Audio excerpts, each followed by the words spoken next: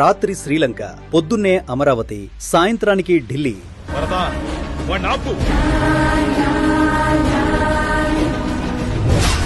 ఆగడు, వాడి ఊపిరి ఆగేదాకా.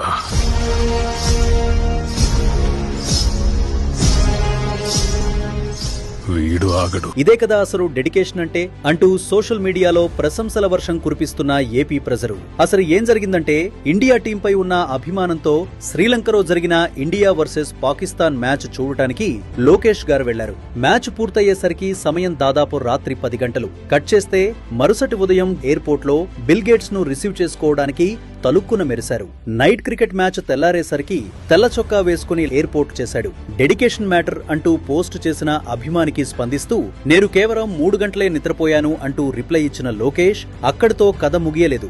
Bill gates పర్యటన ముగిసిన వెంటనే మర్యాదపూర్వకంగా వీడ్కూరు చెప్పి నేరుగా ఢిల్లీకి చేరుకుని చార్లీ ఫాక్స్ట్రాట్ ఏవియేషన్ సర్వీసెస్ ప్రారంభ కార్యక్రమంలో పాల్గొన్నారు. ఇది చూసిన ఏపీ ప్రజలు అప్పట్లో తండ్రి, ఇప్పట్లో కొడుకు మా రాష్ట్రానికి వరంలా దొరికారు అంటూ ప్రశంసలు కురిపిస్తున్నారు.